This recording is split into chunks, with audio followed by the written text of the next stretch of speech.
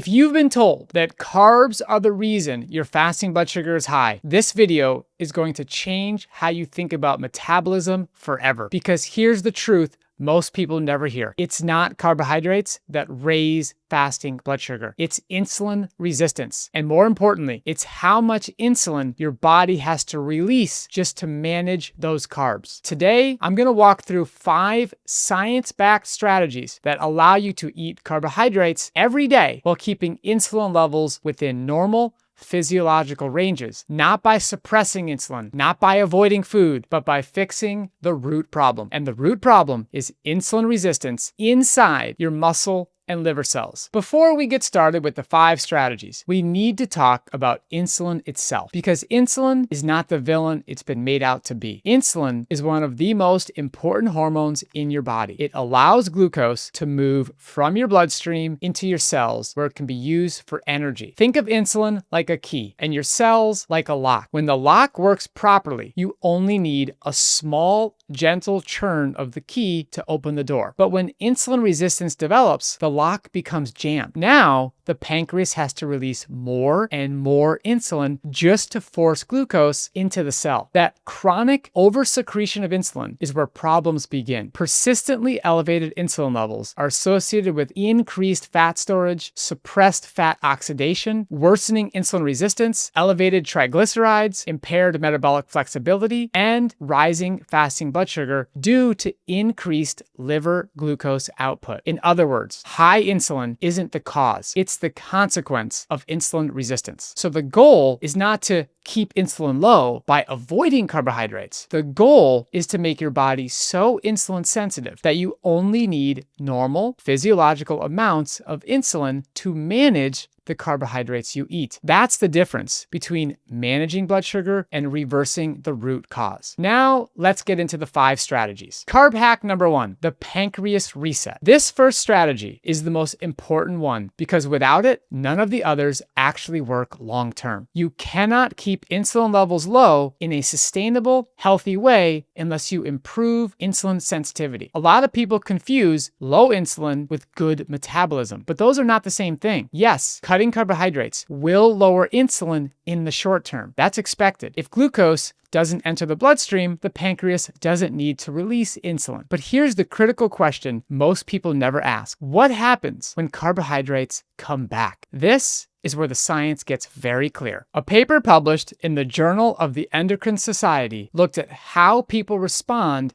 to an oral glucose tolerance test after consuming a low carbohydrate diet. And OGTT is one of the most powerful tools we have to assess metabolic health. You give someone a fixed glucose load and measure how much insulin their pancreas has to release and how effectively their cells respond. What this study showed is something that completely flips the low carb narrative. After a period of low carbohydrate intake, people actually became less tolerant to glucose. When carbohydrates were reintroduced, their blood sugar rose higher and their pancreas had to release more insulin to compensate. In other words, insulin went up, not down, because insulin sensitivity had worsened. This is not a failure of willpower. This is not carbs being toxic. This is basic physiology. When carbohydrate exposure drops for extended periods, your body downregulates the machinery responsible for glucose disposal. GLUT4 transporters become less responsive, muscle cells rely more heavily on fat oxidation, glucose handling pathways become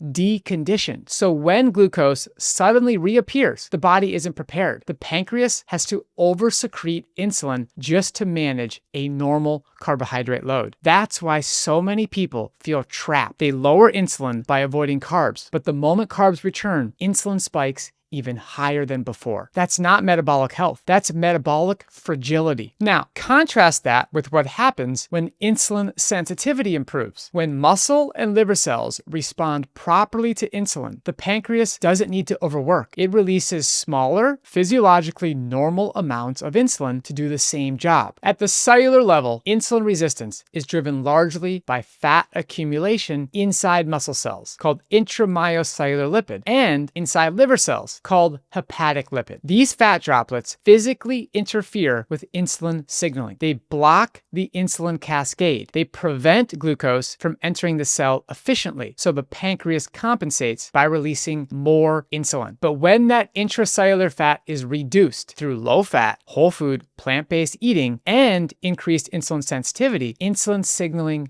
normalizes. Glucose flows into cells easily again. The locks respond to the key, and insulin secretion naturally falls without carb restriction. This is what we mean by a functional pancreas reset. Not because the pancreas was broken, but because it no longer has to compensate for resistant cells. That's why people tell us, my fasting insulin dropped even though I'm eating more carbs. That's not a paradox. That's what healthy metabolism looks like. Low insulin because the body works, not because food was removed. And this is the foundation for everything else we're about to cover. Carb hack number 2, resistance training. The second strategy is resistance training. And this one is non-negotiable if your goal is to keep insulin levels low while eating carbohydrates. Your muscles are the largest glucose disposal site in your entire body. Roughly 70 to 80% of glucose after a meal is supposed to end up in skeletal muscle. When muscle tissue is insulin resistant, glucose has nowhere to go, so it stays in the bloodstream, and the pancreas is forced to release more and more insulin to compensate. Resistance training directly attacks this problem at the source. A paper published in the British Medical Journal reviewed multiple trials examining how resistance training affects insulin sensitivity, glucose uptake, and metabolic health, independent of weight loss. And the findings are extremely clear. Resistance training significantly improves insulin sensitivity, even without changes in body weight, even without dietary restriction, and even in people with type 2 diabetes. Here's why. When you contract muscle against resistance, several things happen simultaneously at the cellular level. First, resistance training increases GLUT4 transporter content in muscle cells. GLUT4 is the doorway that allows glucose to enter muscle. More GLUT4 means glucose can enter with less insulin. Second, resistance training improves glycogen storage capacity. After training, muscles become more efficient at pulling glucose out of the blood and storing it as glycogen, reducing the need for prolonged insulin exposure. Third, resistance training enhances insulin signaling pathways downstream of the insulin receptor. This means insulin's signal is amplified, again, reducing how much insulin is required. And fourth, resistance training improves mitochondrial function, allowing muscle cells to actually use the glucose they take in rather than letting it back up in the bloodstream. The result of this? Muscle tissue becomes dramatically more insulin sensitive. The paper shows that this improved insulin sensitivity can persist for 24 to 72 hours after a single resistance training session, depending on training status and intensity. During that window, the same carbohydrate load requires less insulin to manage. That's why resistance training lowers fasting insulin, not just post-meal glucose. And this is where many people get it wrong. They think they need to burn carbs off, but the real goal is to store glucose properly inside muscle, not in the bloodstream. Resistance training turns muscle into a glucose sponge. Now here's the key point. The effect is not limited to heavy lifting or advanced training programs. The research shows benefits from body weight resistance, resistance bands, dumbbells, machines, and even low to moderate intensity programs when done consistently. You don't need to train every day. For most people, 2 to 4 resistance training sessions per week is enough to maintain this insulin sensitizing effect continuously. When sessions are spaced properly, muscle insulin sensitivity never fully declines, meaning your pancreas never has to oversecrete insulin to manage carbohydrates. That's why people who lift regularly often see fasting insulin and fasting glucose improve even before diet changes fully kick in. Not because carbs disappeared, but because muscle started doing its job again. So the takeaway here is simple, but powerful. If muscle is insulin sensitive, insulin stays low. If muscle is resistant, insulin has no choice but to rise. And resistance training is one of the fastest ways to tip that balance back in your favor. Carb hack number 3, build a fiber barrier. The third strategy is what we call building a fiber barrier at every meal. And this one is incredibly powerful because fiber doesn't just affect digestion, it directly changes how much insulin your pancreas has to release. Fiber fundamentally alters the way carbohydrates interact with your digestive system, your gut microbiome, your liver, and your muscle cells. When carbohydrates are eaten in their whole fiber-rich form or as part of a fiber-dense meal, glucose does not flood into the bloodstream all at once. Instead, digestion slows. Glucose absorption becomes gradual, and insulin secretion becomes measured and proportional, not reactive and excessive. But the real magic of fiber goes beyond digestion. A paper published in Nutrition and Metabolism looked at how dietary fiber influences insulin response, glycemic control, and metabolic health, even when total carbohydrate intake remains high. What the researchers found is critical. Higher fiber intake consistently led to lower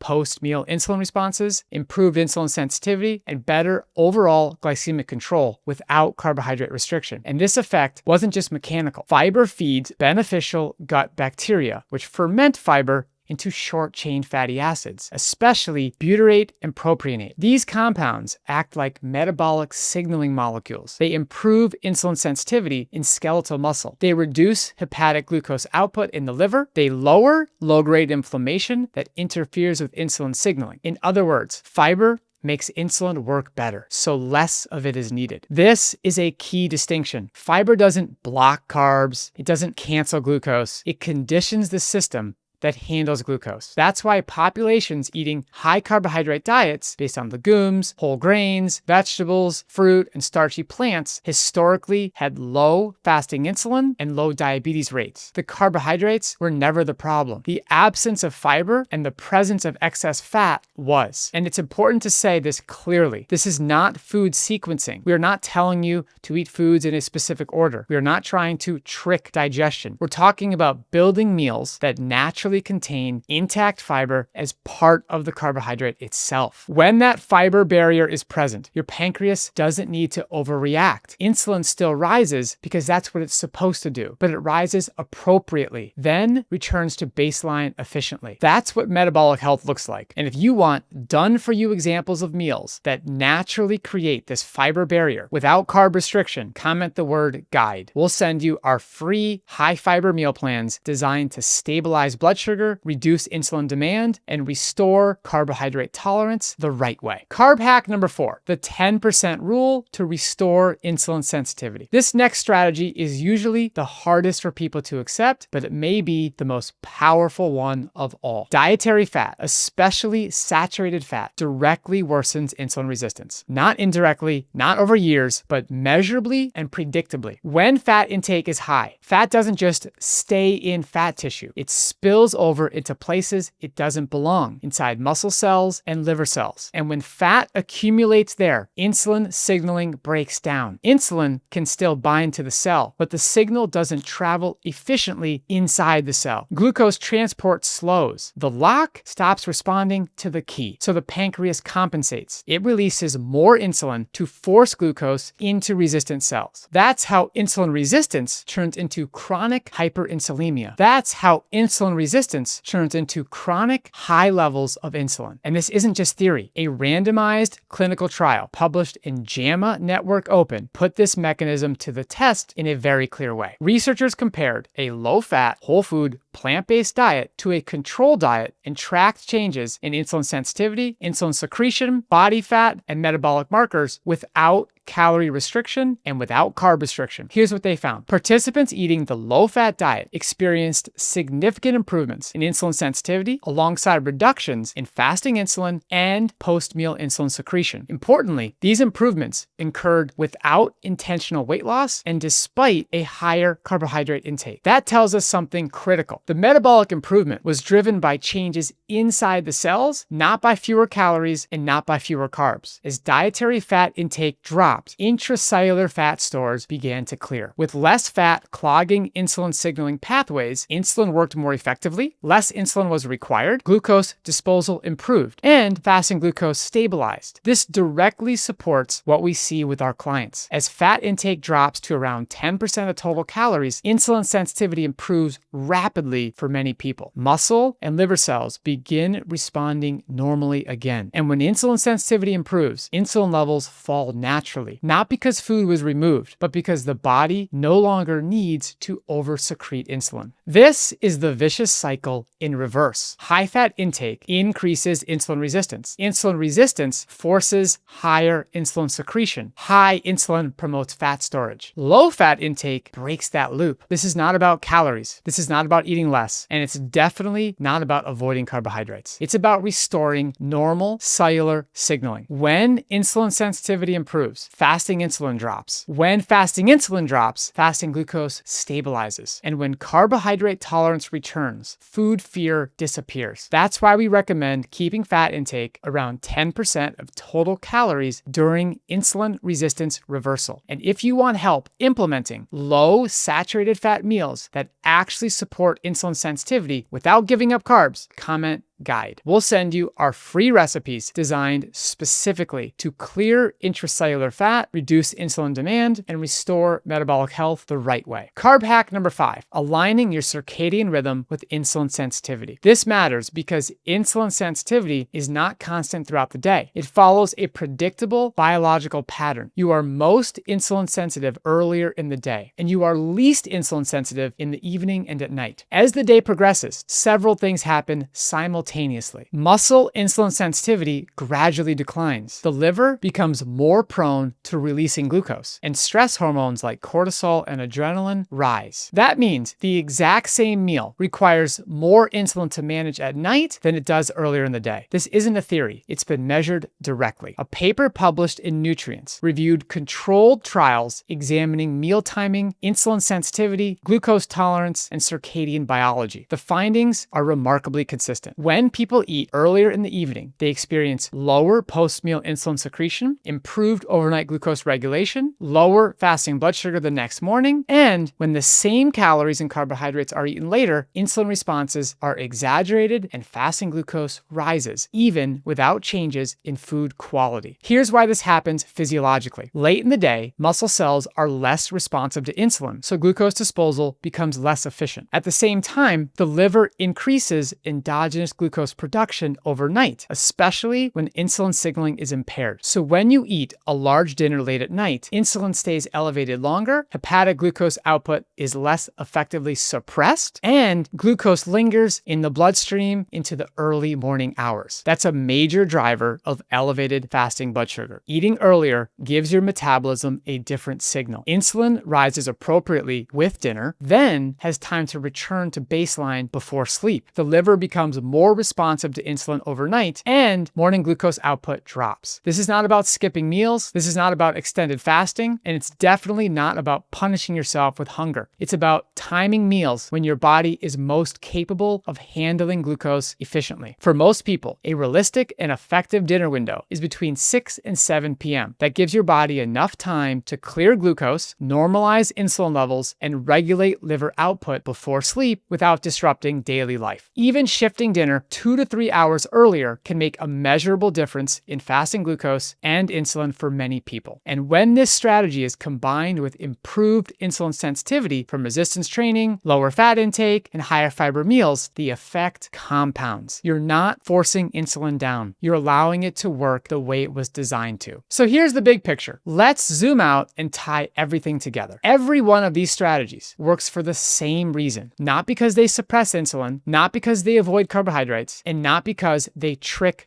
digestion. They work because they reduce the amount of insulin your body needs. When insulin sensitivity improves, your pancreas doesn't have to overwork anymore. It can finally operate within normal physiological ranges. That's the thread connecting all 5 strategies. When muscle becomes insulin sensitive again, glucose has a place to go, so insulin doesn't have to rise excessively. When meals are rich in intact fiber, glucose enters gradually and insulin is released smoothly instead of reactively. When dietary fat drops, intracellular fat clears from muscle and liver cells, restoring insulin signaling. And when dinner happens earlier, insulin aligns with your circadian rhythm instead of fighting against it overnight. Nothing here is extreme, nothing here is restrictive, and none of it requires you to fear carbohydrates. The result is what true metabolic health actually looks like. Lower fasting insulin, lower fasting blood sugar, improved metabolic flexibility, and restored carbohydrate tolerance. This is the difference between controlling diabetes and reversing the pathophysiology that causes it in the first place. Control requires constant vigilance. Reversal restores normal function. And if you want help applying this in real life with meals that are actually enjoyable and sustainable, comment the word guide. We'll send you our free meal plan, recipes, and real-world case studies showing exactly how thousands of people have lowered their fasting blood sugar while eating carbohydrates every day. And if this video helped you see carbs and insulin differently, share it with someone who's been told they have to give up carbs forever, because they don't. Reversal is possible when you fix the root cause. Until next time, keep those carbs high and that A1C low.